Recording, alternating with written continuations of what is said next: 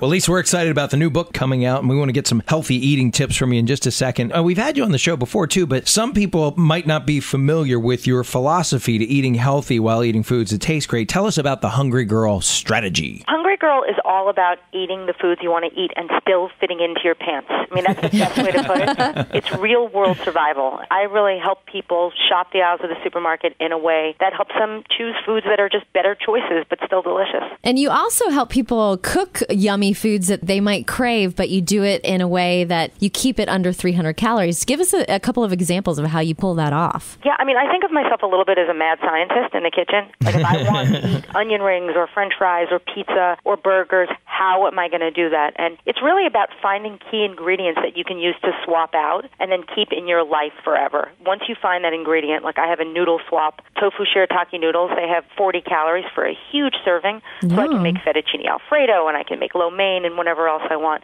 It's about finding those ingredients that you could just use forever. You mentioned onion rings a minute ago. How do you bring down the calories in onion rings? Oh, the best. I use Fiber One breakfast cereal. So you take it, you put it in a blender, turn it into breadcrumbs, you spice it up. I like them kind of hot. And then you slice your onion, you dip those in some liquid egg substitute or even hot sauce. Like if you dip those in hot sauce, then you roll it in the breadcrumbs and you bake them. That's Yum, it. That sounds so good. I love that. Do it. So you're You getting just your... Stop what you're doing and do that now. You're getting your onion ring fix and your fiber at the same time. Exactly. And there's like a huge plate of them, like 150 calories and 1 gram of fat. Yum. We're talking to Lisa Lillian, the Hungry Girl, on Kevin and Taylor in the Morning on 104.7 The Fish. Now, as part of your Hungry Girl website, you test products and you find out which ones are worth the calories. What about like some of the petite desserts you see popping up at Starbucks now? Are any of those worth the calories? It's funny because actually Starbucks brought all of those to our offices last week, and they are beautiful, but tiny, teeny tiny. And, you know, I'm not going to lie, I tasted pretty much all of them, so I know what they all taste like. You are the Hungry Girl, after all. Yeah, you have to do what you have to do. It's a tough job. But there's a lemon square. I don't know if you saw the lemon. It's like a sweet lemon square. That had 120 calories, and it wasn't too high in fat. I thought that was a pretty good deal. I thought it was almost worth it. Worth the calories. That's good. Okay. That's my pick. Now, what about when you, like if someone, they do have a Starbucks addiction, is there a way they can order their lattes or their drinks and not break the calorie bank? Yeah, I mean, Starbucks makes it easy now. If you just order anything skinny, they skinny it up. I love the skinny vanilla latte, which is basically fat-free milk with sugar-free vanilla syrup and coffee. It's great, and I get an extra shot of espresso, so it keeps me going. Yeah.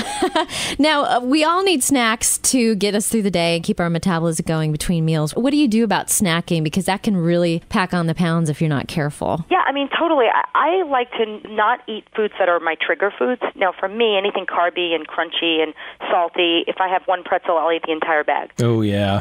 I just can't get over it, so I have to eat things that are high in protein. So for me, snacks are things like turkey slices. I'll wrap turkey around pickles. I like jerky. Jerky is not a popular snack. I feel like it's not the cool kid in the class. But I like it. It's high in protein. It's low in fat. You're the guys at the Quick Trip. Yeah, give me some beef jerky. And I like apples, like Fuji apples. Not to sound boring, but I eat an apple a day. I think those are my fantastic. favorite, too. What about Fuji apples? What are your thoughts, Lisa, on protein bars and those kind of things? Are there any potential traps there that we might fall into? Because they all look healthy. They do. Some of them are too big. Some of them are more for like bodybuilders. Some bars have 300, 400 calories. Some people think they're snacks, and then they're really a meal's worth of calories. So I keep bars around, you know, if I'm traveling, if I'm stuck on a plane, or if there's no food around. Luna makes a great protein bar. If you're looking for protein, I think it has like 12 grams. Okay. But I also like those kind bars, you know, the ones that have the fruit and the nuts. If you stick with a bar that has less than 200 calories and some fiber and a little bit of protein, it's not a bad snack. Excellent. Now, your new book, 300 Under 300, what's one of your favorite recipes from the book? Oh, gosh. Other than the onion rings you just told us about that sound awesome. It's just tremendous. I think the coolest thing about the book, first of all, there's a whole pizza chapter with I love pizza. Pizza-ish recipes. Okay. And then there are 75 trios. That's like 75 recipes with 3 ingredients. Oh, I love it. So it's easy. It's really easy. And then I like the recipe for spaghetti tacos. My husband created a show called iCarly, and they made spaghetti tacos famous. Get out! Your husband created that show? He did. Wow, I need to talk so to him cool. because my daughters get in trouble.